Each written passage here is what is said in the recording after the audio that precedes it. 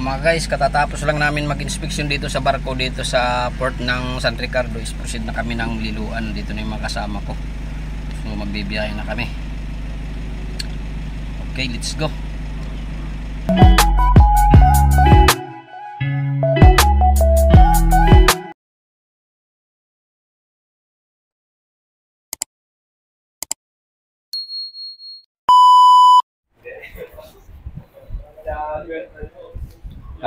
Good morning mga ka-TV. Nandito na kami sa port ng San Ricardo, Southern Leyte. Dito kami sa barko ngayon, naka-onboard.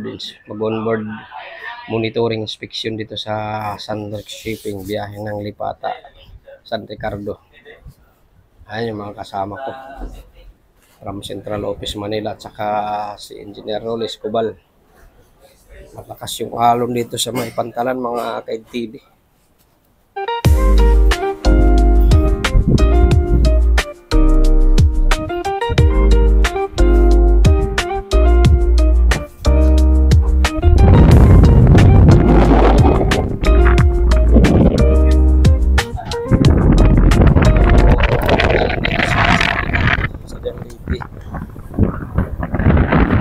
Yan, malakas yung alon dito ngayon mga guys. Yan o, kakalula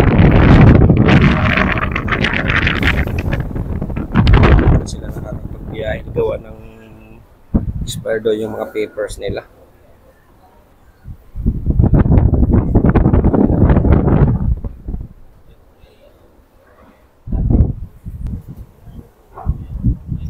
Ito yung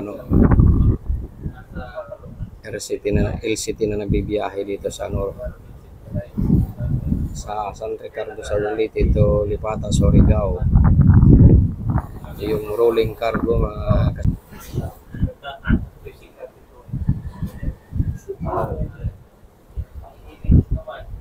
bali yung travel po namin is bali 4 days po. Bali first day namin ngayon.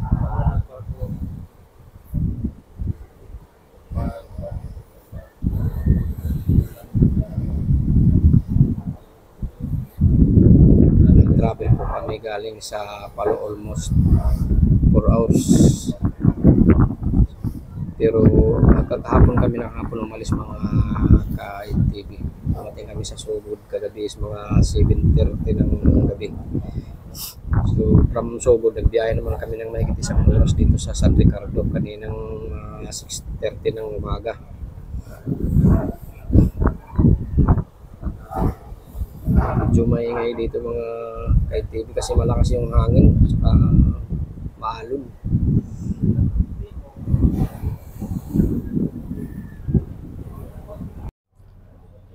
So mga guys, mayroon lang po tayong katanungan dito sa kapitan nitong barko na MV Sanric, pati po yung port supervisor regarding po sa pasahero nilang tumalon doon sa may malapit na sana sa Lipata, Surigao.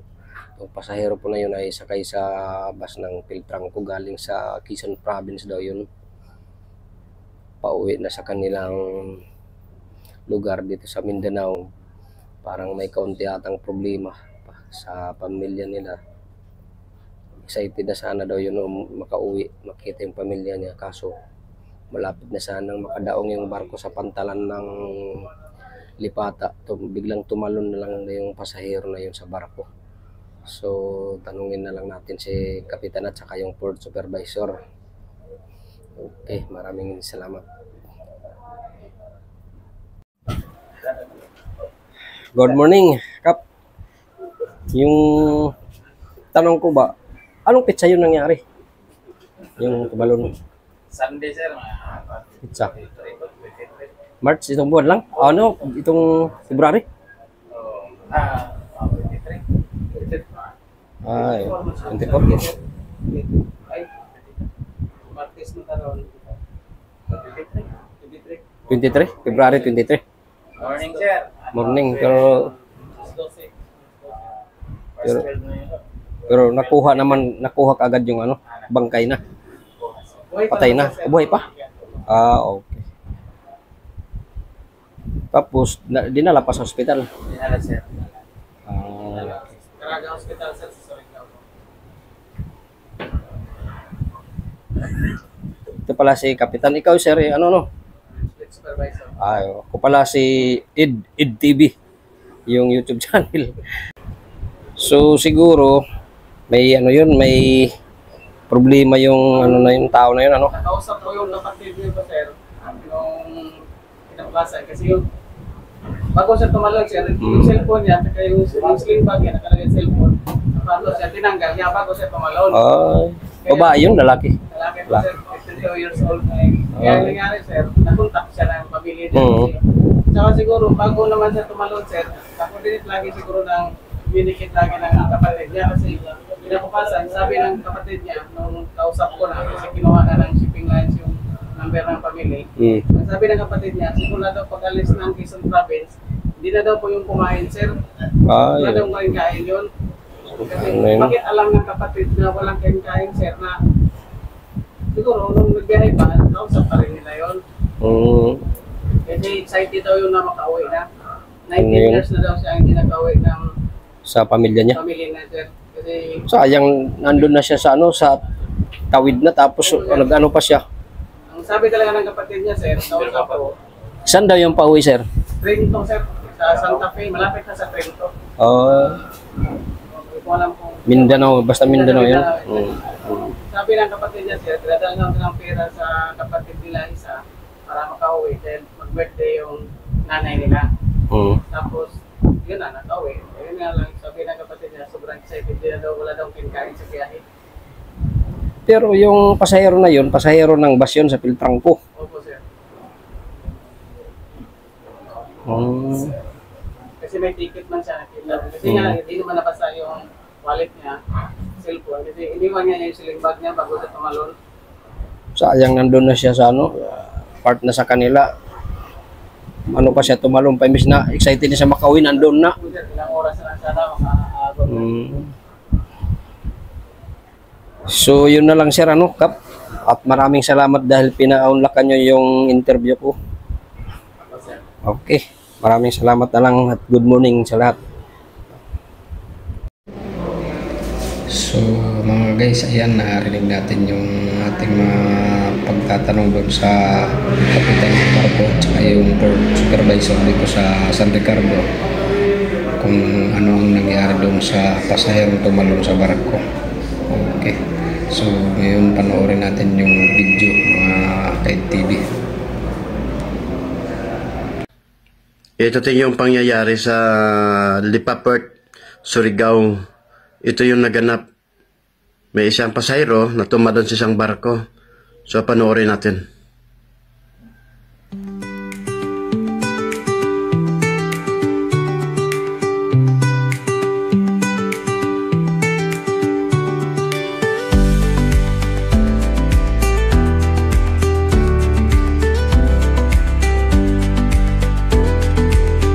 Sana masagip man lang to ang buhay ni Kuya.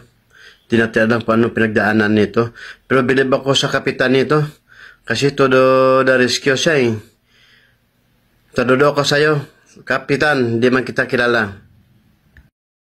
Pangyayari tungkol sa pasaherong tumalon sa isang barko doon sa malapit na sa Lipata Port. Sa aking pagkakaintindi, walang pagkukulang yung mga taga-barko dito, mga ka-TV. Talagang may problema lang itong tao, kaya siguro naisipan niyang tumalon. Sayang nga lang at malapit na siya sa kanila, nasa part na ng kanilang area. Kaso naisipan pa niyang tumalon sa dagat, mga guide TV. Okay. Hello, andito na kami sa Liloan Port. Kadarating lang namin galing sa San Ricardo. Magkakandak ulit kami dito ng monitoring sa mga barko. Yan yung mga kasama ko, mga ka-TV. So mag courtesy call muna kami sa port manager dito sa Liloan Port, mga ka-TV, bago umakyat ng barko. So ayan mga guys, na dito kami, pakyat kami sa barko na yan. Yung mga barko nandito, yung dalawa yan, yung mga kasama ko, mga ka-TV. Yung barko maakyatin namin to GT Express 1, Tapos yung Maria Banisa. Yan.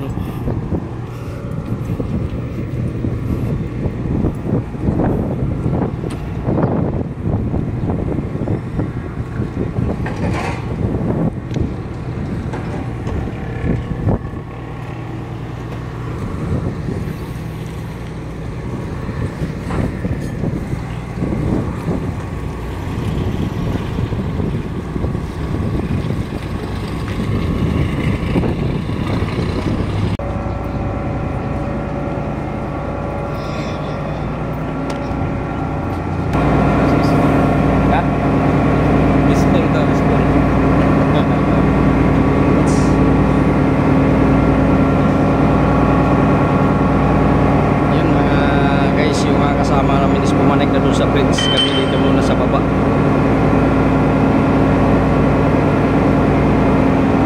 Yung mga roro na nagkakarga ng bus, mga truck, mga vehicles, light vehicles. Ito yung rolling cargo.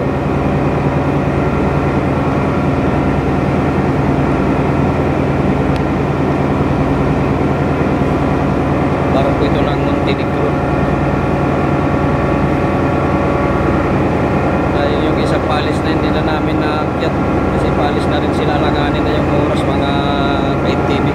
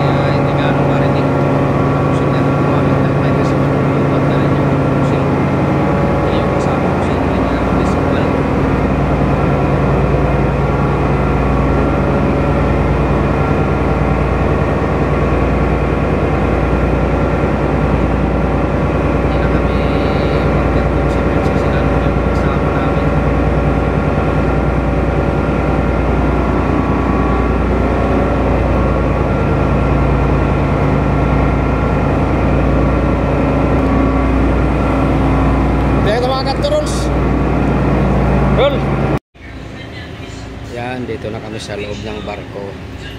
Dito kami sa may tapat ng kantin nila.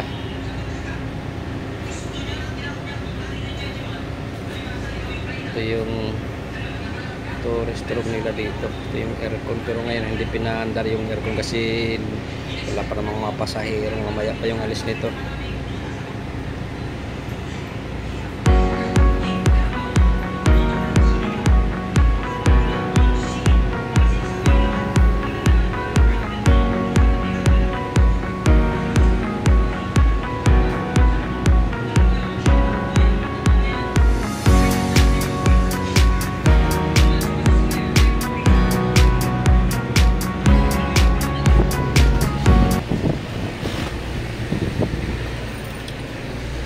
Hindi Maria Banisa. Ruro yun na siya. Ruro. Pili niya yung safety. Diesels lang. Bangil siya. Ship siya.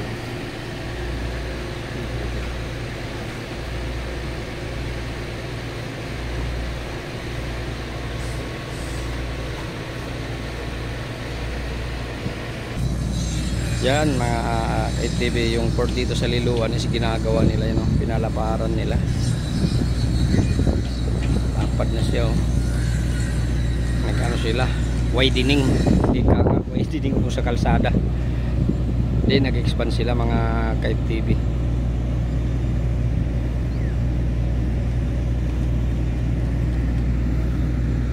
Yun yung proper ng Liloan. Yan.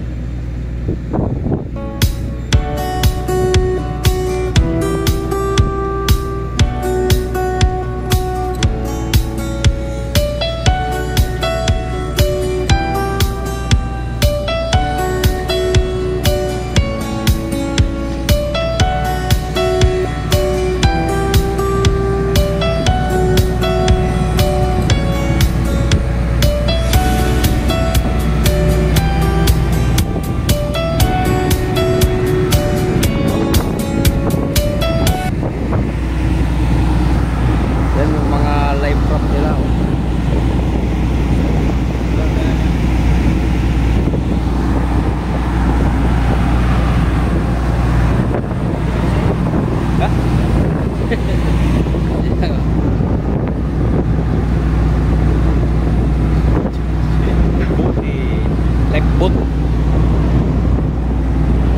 Yan, paalis na itong isang barko na ito. Hindi namin napanik doon ng walanganin na yung oras. Paalis na kasi.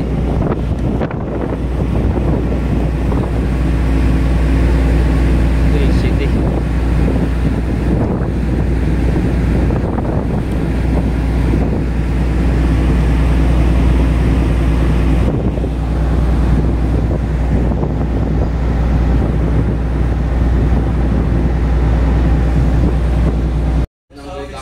So ayan na mga guys, dito na kami sa bridge nitong barko ng Montenegro.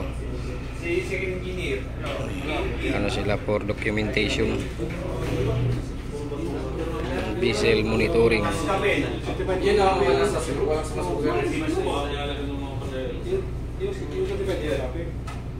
Marami silang kulang na mga documents, mga kay TV. Dito kay kapitan dito on board. Oo na. Yes, oo. Kaya yung iba, utay-utay na hanggang na-kompleto namin. Bago kayo mag-board, sir, pagkakas naman tayo si Perer dito, bago tayo mag-board, dala natin yan sa lahat dokumento. Yes, sir. Minsan meron kasi kami interest dun sa opisina at saka yung sa amin na minsan inipot May ngayon. utang kayo sa opisina. Pwedeng ganyan din. Kasi hindi ganun ako nasa Kaya hindi na, may utang doon yung ano. hold up. Hindi, there is a Kaya kami din dito, inasikaso namin na makuha namin utay-utay hanggang sa kasi meron akong inspection pa niya sa sinasabi. meron din ganyan talaga sir, mga personal interest na kuha. Ayan, paalis na yung isang LCT, yung GT Express 1. Galing siya dito sa port ng Liloan, papuntang Lipata, Surigao. Yan, nagmamaneuver na siya, nag-atras na siya mga KTV.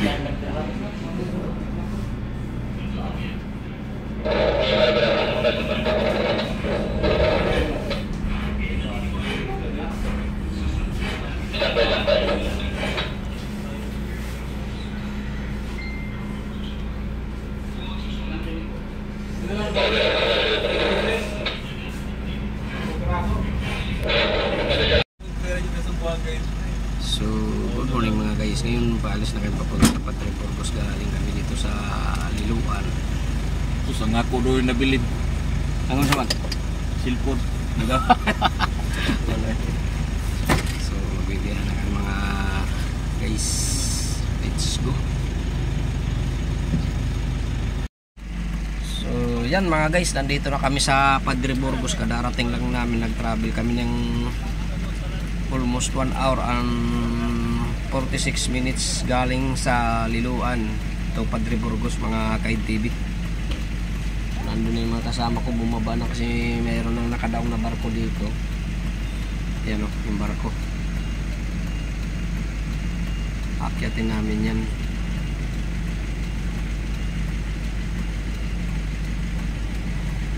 Okay mga ka-TV, baba na muna ako. So, ayan mga guys, yung barkong aakyatin namin dito sa port ng Padre Burgos. Although nandun na yung mga kasama ko, kababa na. Kung hindi pa ako nakakababa dito sa sakyan, gawa ng malakas yung ulan dito mga ka-TV. Yan o, nakikita nyo naman sa screen, napakalakas ng ulan. Kung makalabas-labas dito sa sakyan dahil walang payong. Timing yung pagbaba ng mga kasama ko, hindi pa mo ulan.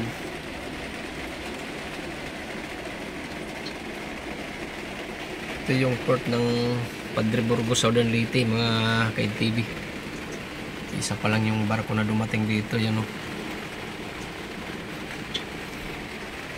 Ano siya? MV Poseidon 23.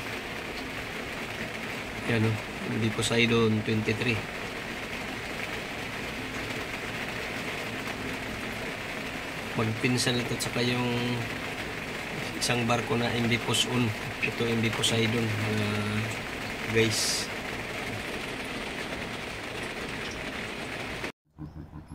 So mga guys, nandito na kami sa Maasin Port. Dito na yung kasama ko, kadarating lang namin galing sa Padre Burgos. Nandun na sa barko yung mga kasama ko, pumanik na dahil nagpark pa ko ng aming sasakyan. So ito, Punta na rin ako sa barko. Yan yung barkong aakyatin namin ng mga kasama ko. Nandun na sila sa taas. So susunod na rin ako. Papanik na rin ako mga ka-ITV. Okay.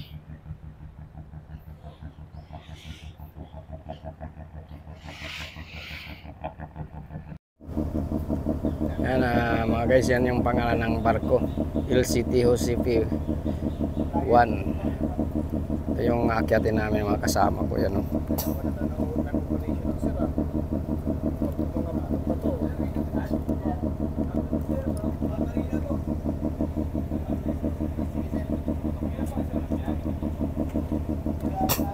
yan yung kapitan ng barko mga ka-ITV.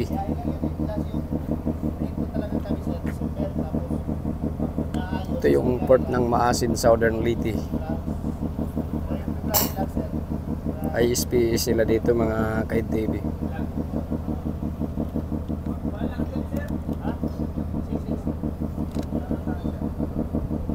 Yan mga guys, dito ako sa balon ng barko. Yung balon na walang tubig. Yan, LCT kasi ito. Pero ginawang rolling cargo mga ka-ITV.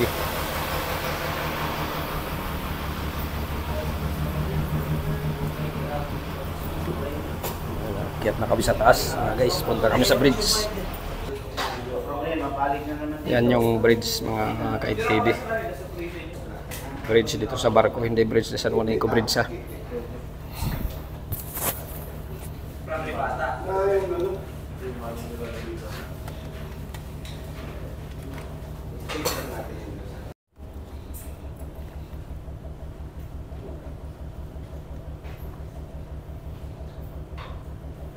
Yan yung BSL plan mga ka-ITV.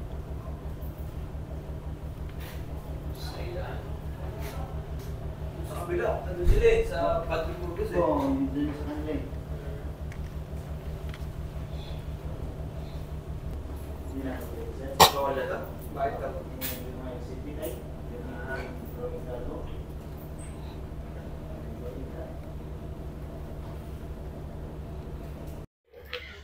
So mga guys, itong barko pala ay 4 na buwan ng standby gawa ng nasira. May sira yung transmission nila. So dumating yung pisa, mali naman yung pinadala kaya pinabalik nila.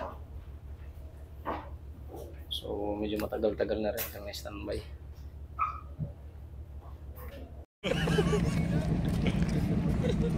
Superjet.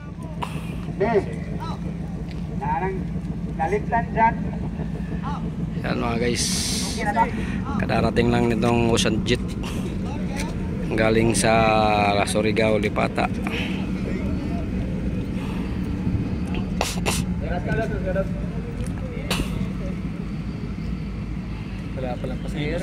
Yan ang akyatin namin mga ka-ITV. Tapos nadulas dun sa auto-propeller.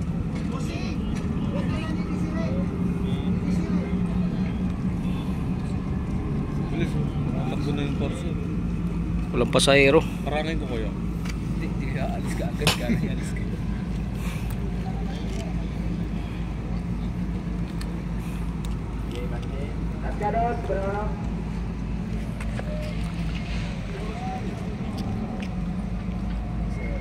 Unahan na natin yan pag-akyat bago sila bumaba. Kasi maraba yan. So mga guys, katapos lang ng inspection namin dito sa Ocean Jet. Magbibiyahe na rin sila. So ngayon proceed na kami ng Hilongos. Doon naman ulit kami magkakandak ng monitoring at doon na rin kami mag overnight mga ka-ITV.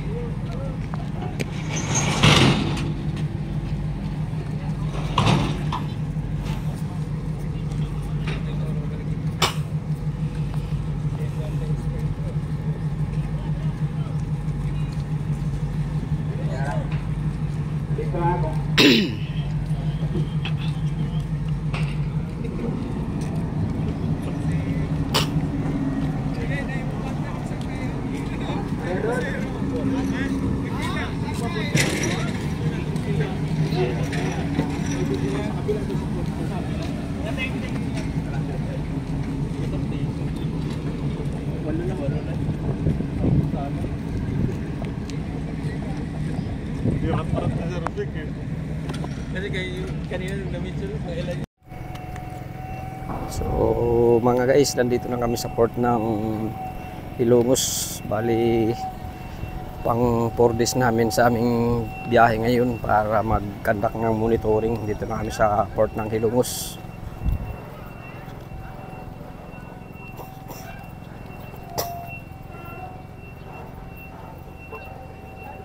Yan yung barkong aakyatin namin, no? Yung Roble Shipping. Yung mga kasama ko, mga ka-EDTV. Papanik na kami dyan sa barko na yan. Ayan, dito. Pumanik na kami dito sa Roble. Sa Roble Shipping.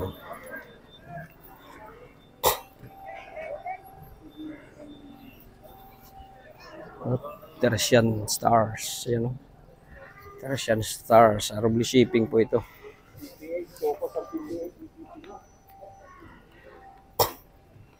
Bali yun, susunod namin mamayang aakyatin yung dalawa na yun. Isa lang yung may-ari niyan, Gabisan Shipping.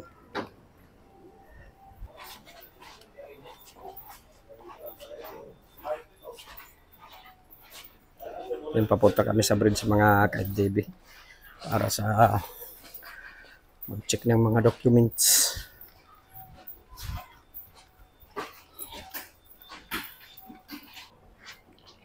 So ayan mga guys, nandun na sila sa bridge yung mga kasama ko para mag-check ng mga documents nitong barko. Ayun, nandiyan na si Kapitan.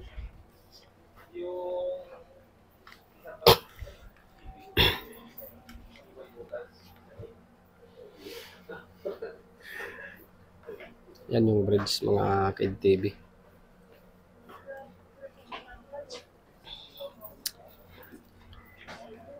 Yung sayang yung isang Gloria G1, hindi na namin ma-aakyat gawa ng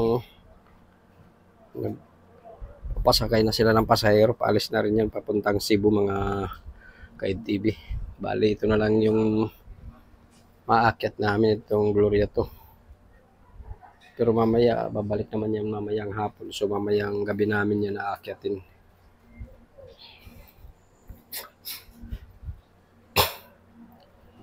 By the way mga ka-FDB, pagpasensyahan nyo na, medyo matagal akong hindi nakapag-upload ng aking video gawa nang nabisi kami sa mga caravan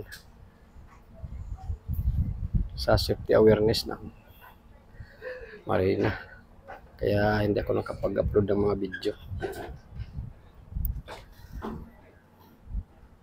So ngayon babawi tayo mga guys.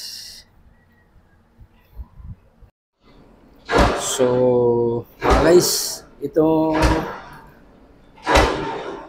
charging station nila dito is may question yung kasama kong nag-inspection from Marina Central Office, you know?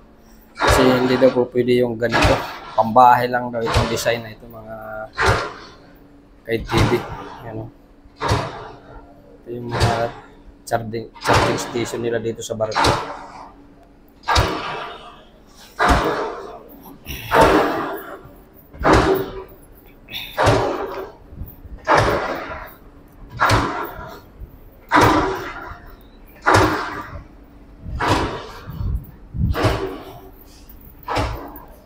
Tapos itong life jacket naman nila is ano rin, question kasi walang pangalan ng barko.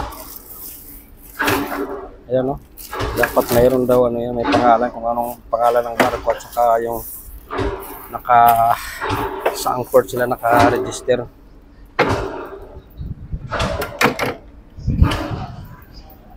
Na sila iikot, kasama ko. Kasama si Chief Meat dito sa barko.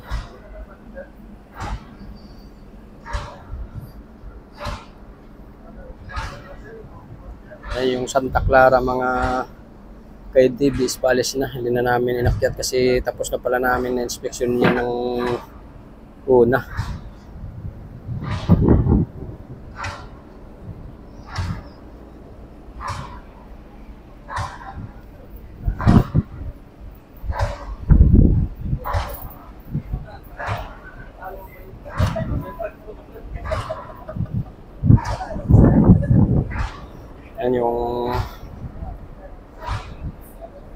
nakalagay dyan yung fire hose mga guys.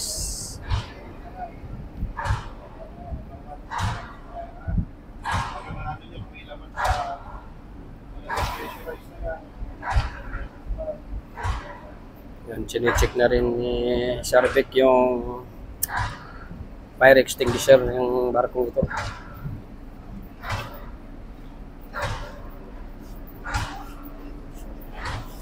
Guys, itong fire extinguisher, kung nakaganyan po yung ibig sabihin, okay pa yan, hindi pa siya expired.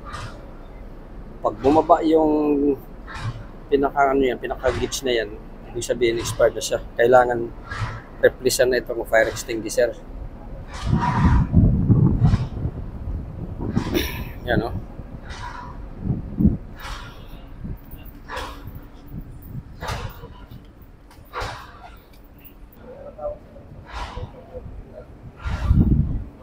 Fire hose box. Yan, question din ng kasama ko yung fire hose box nila kasi wala siyang takip. Dapat may takip yan ano. Hindi yung ganyan nakatiwangwang lang mga guys.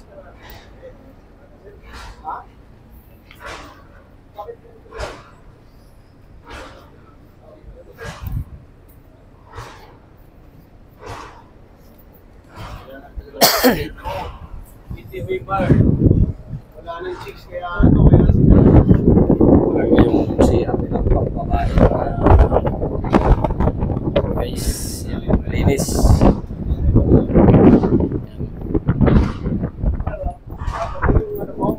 Yung kitty bar, nasira na yung pinto.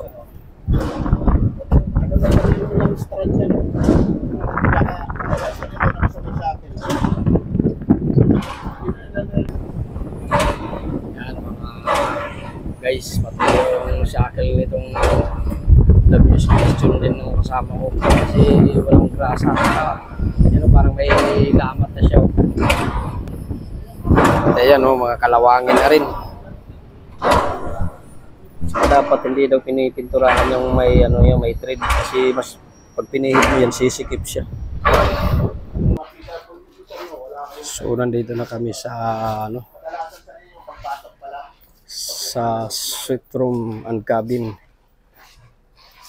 Dito mag-check kami ng mga gamit nila dito, mga guide TV. Walang mga signage, yung arrow, kung saan yung direksyon. Ano suite room, cabin, VIP room.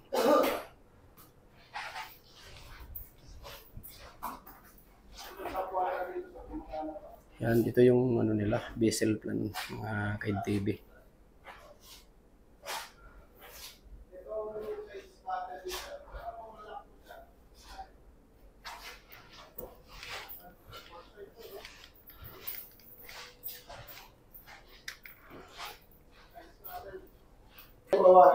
Binibiro ka lang sa namin, mapagbalik namin, may butas nga. Guys, yan, question din ni kasama ko yung fire hose box nila kasi hindi siya masasara. Tatama dito sa glass, gawa ng dinugtungan nila ng coupling, nilagyan ng coupling mga guide TV. Yung mga rubber gasket na sir, picture na lang natin. Ayan sir. Yan sir, mga load line item natin sir, ang importante yan. Yung mga rubber gasket sir. Sir, model mo sir, basag na. Pinaumihin ko.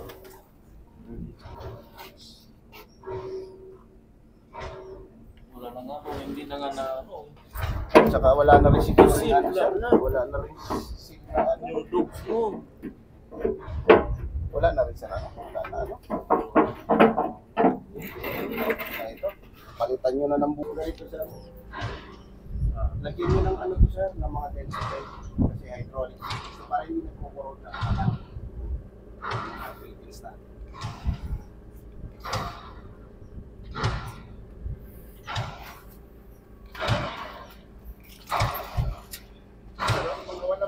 Walang rubber gasket sa tingnan nyo. Pupuntang to sir.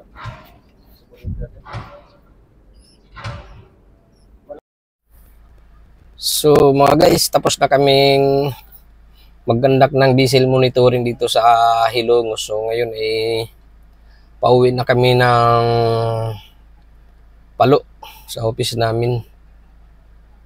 Andun, antay ko lang yung mga kasama ko.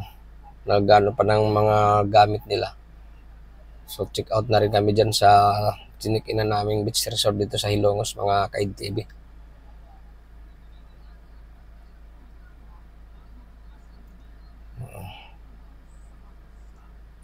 So yan, nandito na sila. So magbibiyahe na kami, mga Kaid TV. Let's go!